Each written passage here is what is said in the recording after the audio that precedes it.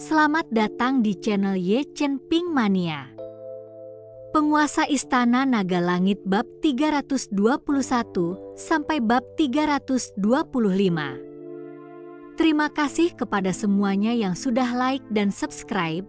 Semoga selalu diberikan kesehatan dan kesuksesan.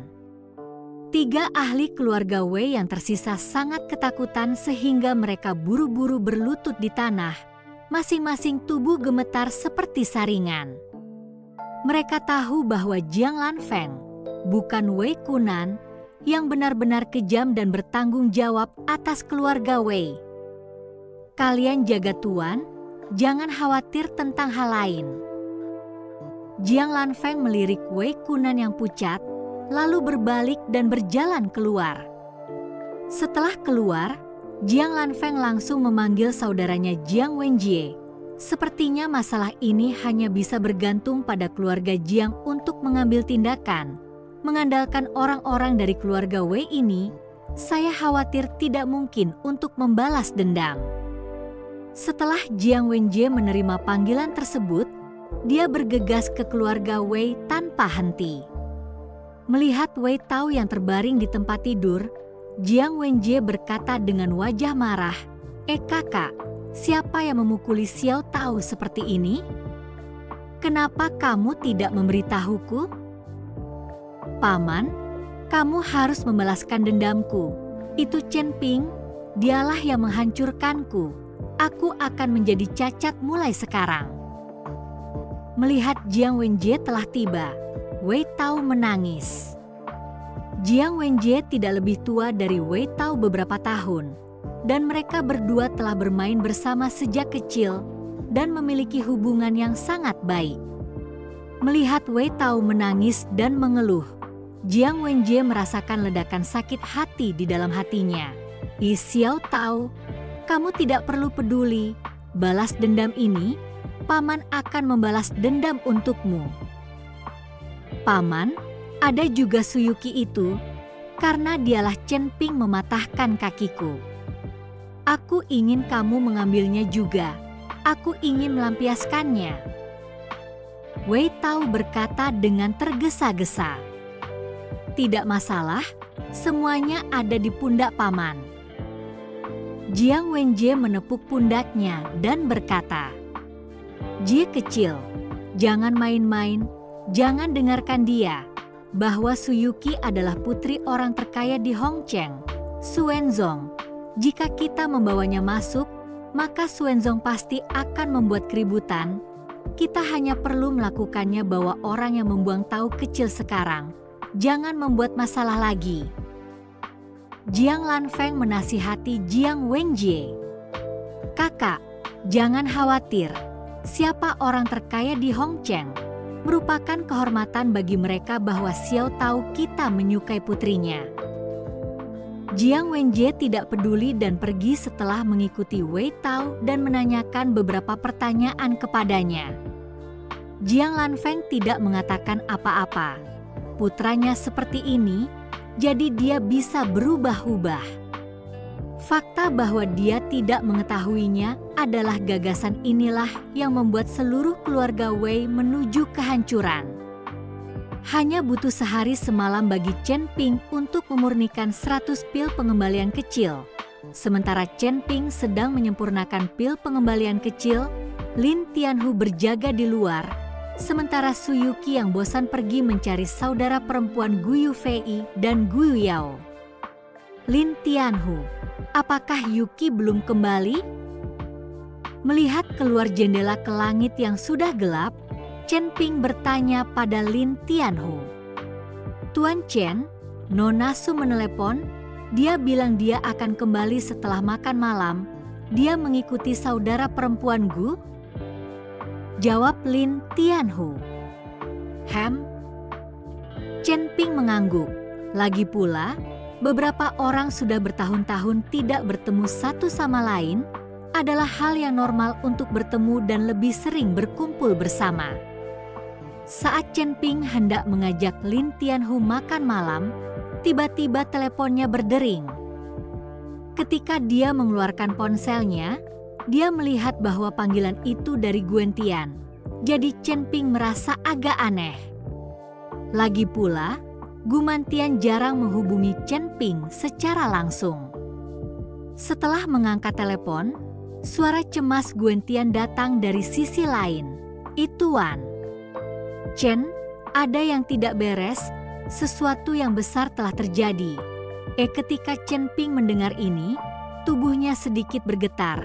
Kuno, ada apa? Bicara pelan-pelan. Lei Mingguan. Sesuatu telah terjadi pada Lei Mingguan, cepat kembali. Suara Gwen Tian bergetar karena sedikit panik. Oke, aku akan segera kembali. Wajah Chen Ping menjadi dingin saat dia langsung menutup telepon. Tuan Chen, ada apa? Lin Tianhu melihat wajah Chen Ping tidak beres, jadi dia bertanya. Sesuatu telah terjadi pada Master Daois Busu. Saya akan kembali untuk melihatnya. Kamu tetap di sini dan jaga Yuki. Jangan biarkan dia dalam bahaya, kata Chen Ping sambil kembali ke kamarnya untuk memilah pakaiannya. Apakah kamu ingin aku kembali bersamamu? Lin Tianhu bertanya. Tidak, ingat, pastikan kamu melindungi Yuki. Menurutku keluarga Wei tidak akan mudah menyerah, kata Chen Ping, mengambil jaketnya dan lari. Mobil melaju kencang, rasa dingin di tubuh Chen Ping semakin tebal. Xiaoru adalah tubuh kristal es yang langka. Jika dia bisa melangkah ke dunia budidaya abadi, kekuatan masa depannya tidak boleh diremehkan. Hanya Chen Ping yang tidak cukup kuat untuk memperkenalkan Xiaoru ke alam budidaya abadi. Dia hanya bisa mengubah tubuhnya agar dia mendapat manfaat darinya. Itulah mengapa Chen Ping tidak membantu Xiaoru mengubah tubuhnya dengan gegabah. Malah dia pergi untuk membantu Xiaoru menyerap ki dingin dari tubuhnya sesekali. Bagaimanapun, fisik seperti ini terlalu langka. Tetapi sekarang setelah sesuatu terjadi pada Lei Mingguan, Chen Ping mulai mengkhawatirkan keselamatan Xiaoru.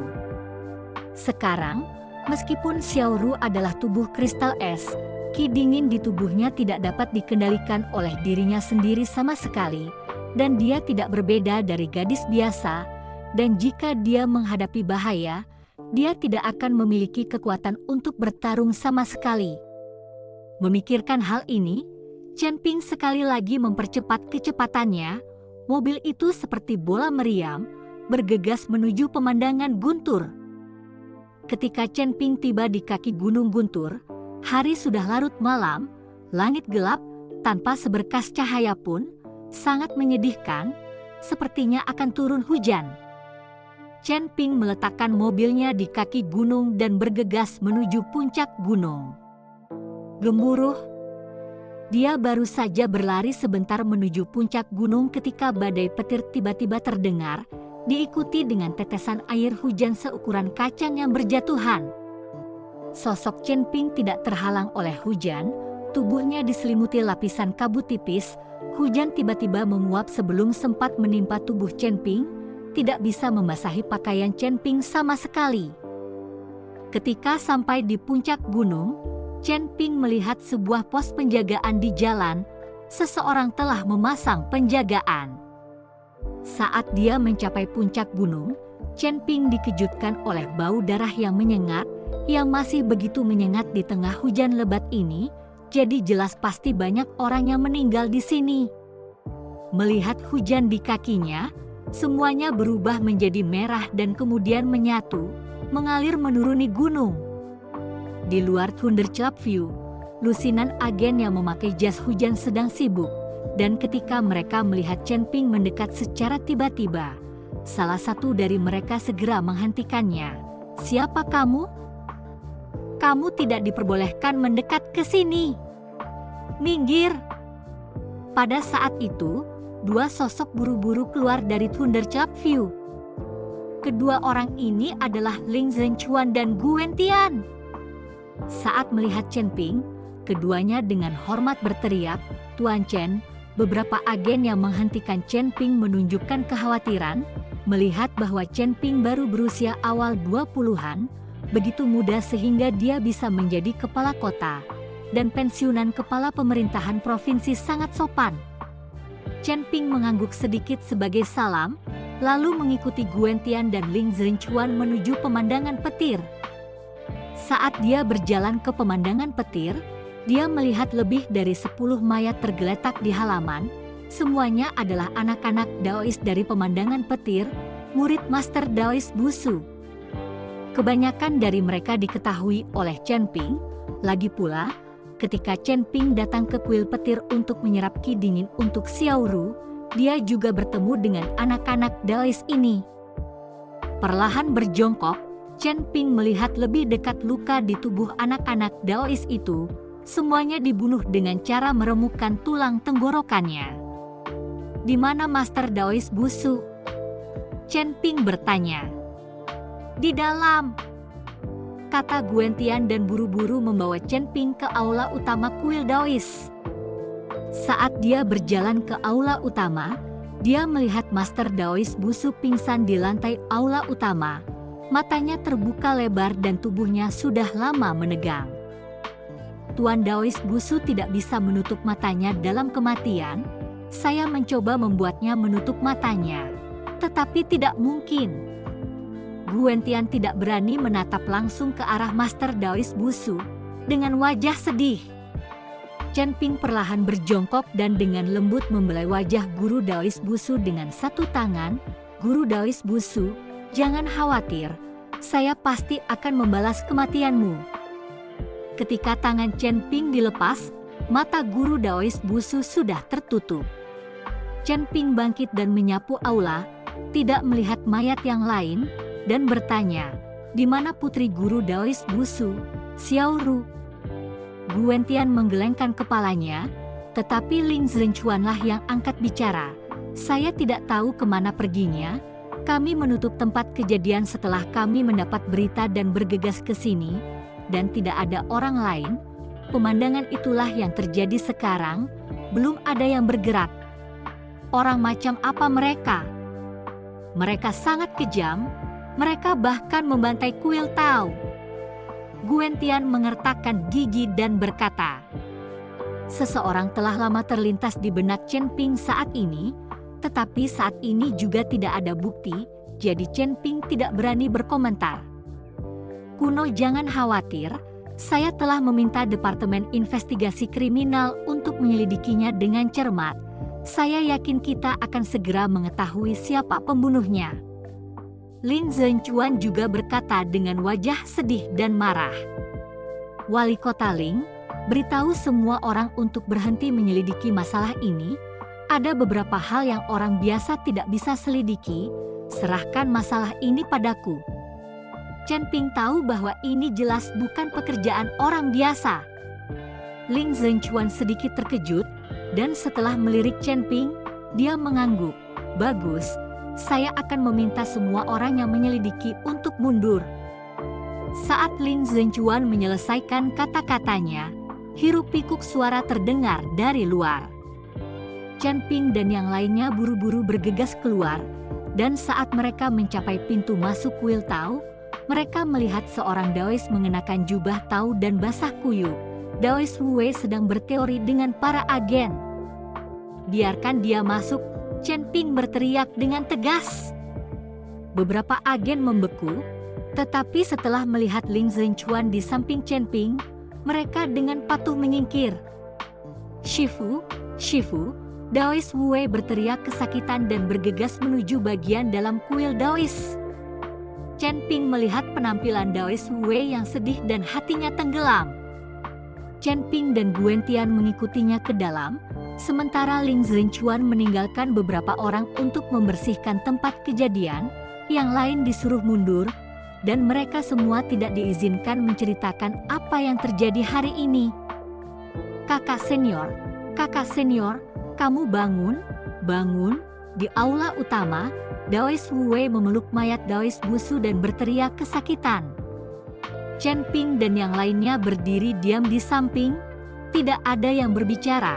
Kata-kata yang lebih menghibur saat ini akan sia-sia.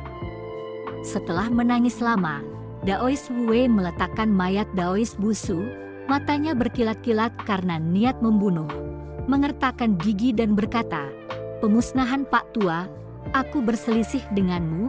Jika aku tidak membunuhmu, aku bersumpah aku tidak akan menjadi manusia." Pertama kali dia mendengar Daois Wei menyebut Daois pemusnahan, hati Chen Ping juga yakin, baru saja dia memikirkan Daois pemusnahan ini, pada saat itu membunuh Liao Fei, mengambil cakram bintang 7, mengira bahwa Daois Wei pemusnahan tentu tidak akan cukup untuk beristirahat, lagi pula, harta karun seperti Seven Star Disk di dunia jarang terlihat. Tapi Chen Ping tidak menyangka bahwa Taois pemusnahan ini akan begitu kejam sehingga tidak mengejar dirinya sendiri, tetapi hanya membantai seluruh kuil guntur. "Tuan Daois Wei, bagaimana Anda tahu bahwa Daois pemusnahanlah yang melakukannya?"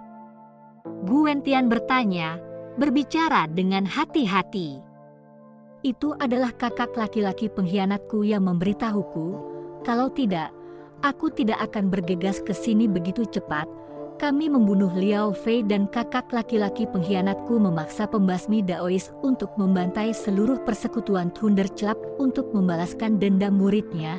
Setelah itu dia memberitahuku untuk mengumpulkan mayatnya." Taois Wei mengertakkan gigi, matanya meledak dengan energi mematikan, dan berkata, "Benar-benar tidak berperasaan, ini bukanlah sesuatu yang bisa dilakukan oleh seorang biksu." Ketika Ling Zhenchuan mendengar ini, dia juga terkejut. "Lalu, apakah kamu tahu di mana Xiaoru berada?" Chen Ping bertanya. "Dia ditangkap dan dibawa ke Fierce Underworld View, dan aku akan menyelamatkannya setelah berurusan dengan akibat dari kakak laki-lakiku." Daois Wei perlahan-lahan mengambil tubuh Daois Busu dan bersiap pergi ke halaman belakang untuk menguburkannya.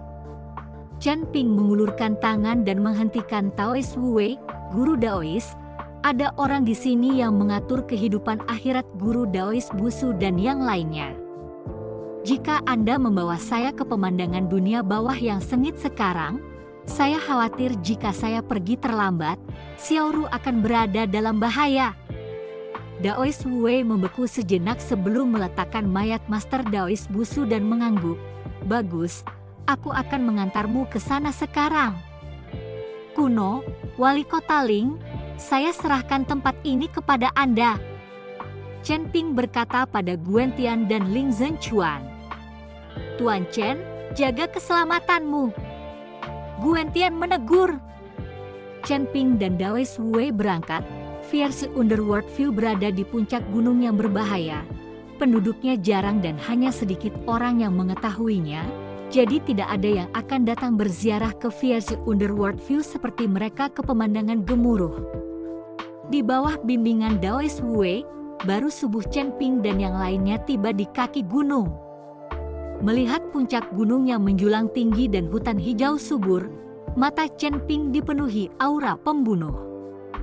Karena hujan lebat tadi malam, seluruh puncak gunung diselimuti kabut lembab, dan Chen Ping serta Taois Wei langsung terjun ke dalam kabut dan segera menghilang.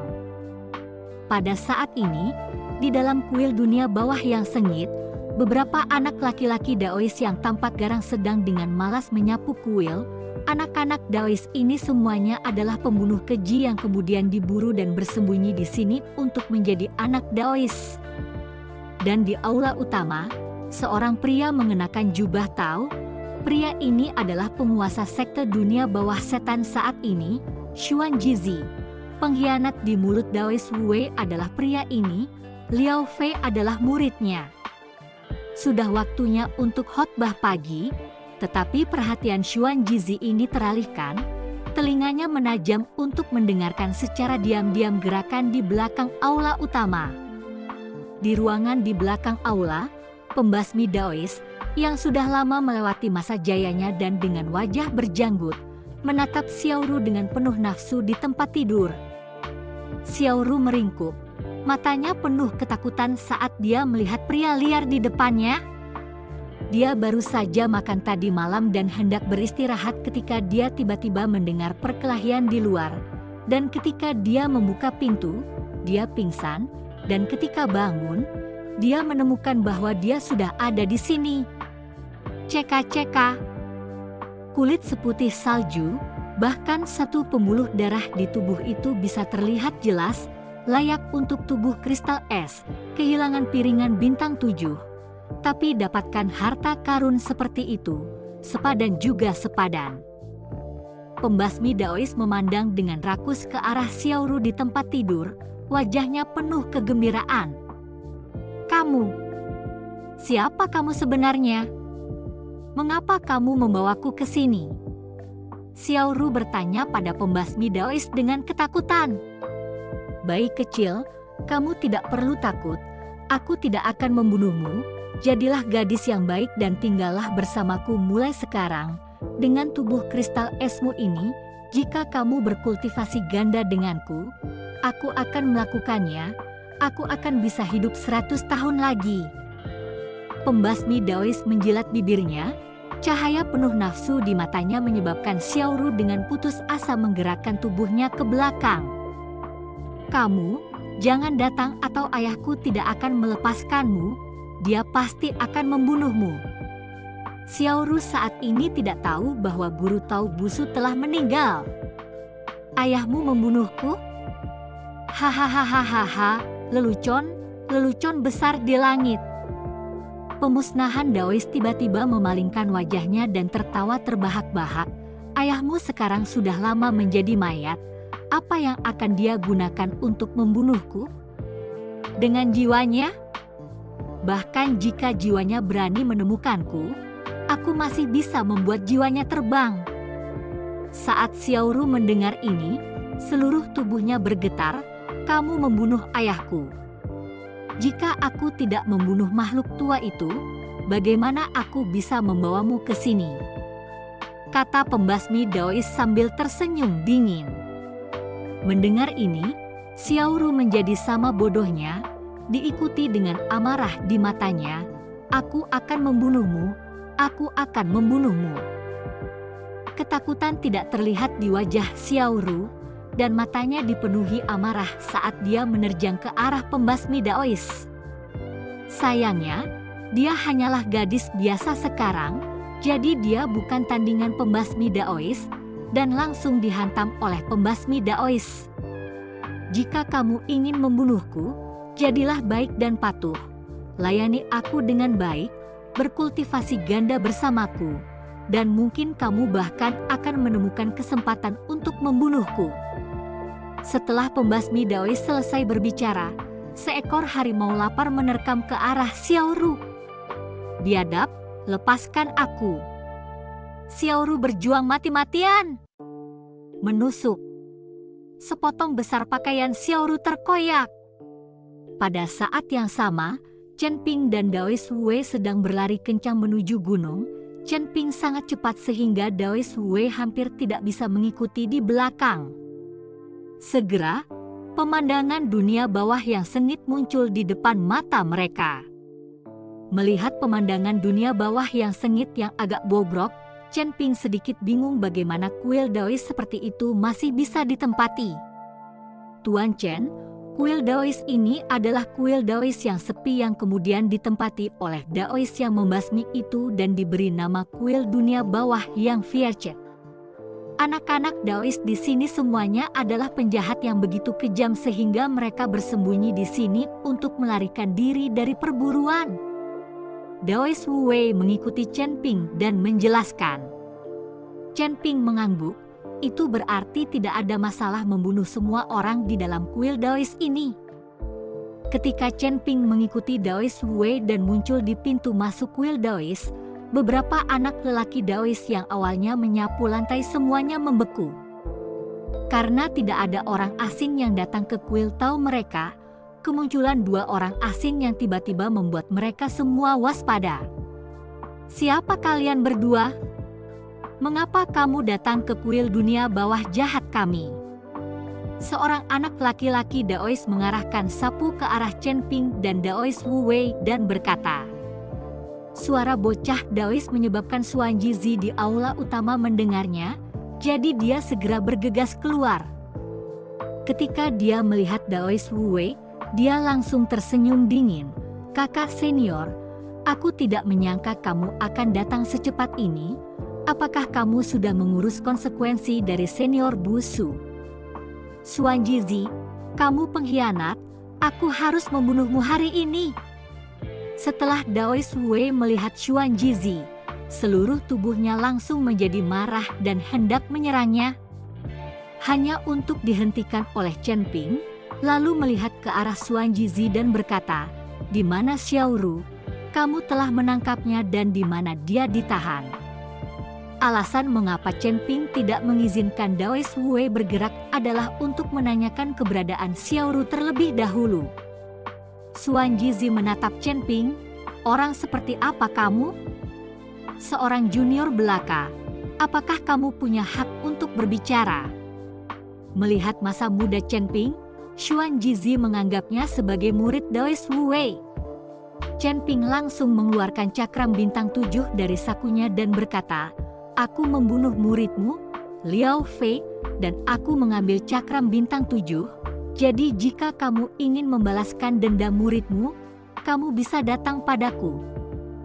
Ketika Xuan Jizi melihat cakram bintang 7 di tangan Chen Ping, matanya meledak marah.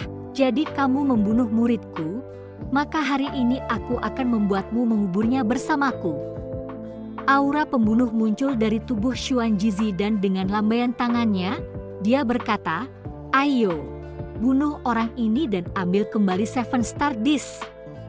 Setelah mendengar ini, beberapa anak laki-laki Daois langsung menunjukkan wajah galak mereka saat mereka bergegas menuju Chen Ping. Mata Chen Ping penuh dengan jijik, dan dia hendak melambaikan tangannya untuk melepaskan anak-anak Daois ini ketika dia tiba-tiba mendengar jeritan seorang gadis. Meskipun tidak keras, Chen Ping masih bisa mendengarnya dengan jelas. Lagi pula, pendengarannya berbeda dari orang normal sekarang. Suara itu datang dari belakang aula utama, dan Chen Ping tahu itu pasti suara Xiaoru. Xiaoru dalam bahaya lagi. "Tuan Daois Wu, hentikan mereka, aku akan pergi dan menyelamatkan Xiaoru," kata Chen Ping. Seluruh tubuhnya berkedip-kedip, bergegas menuju aula besar. "Hentikan dia!" Xuan Jizi menjerit marah dan melangkah keluar untuk menghentikan Chen Ping.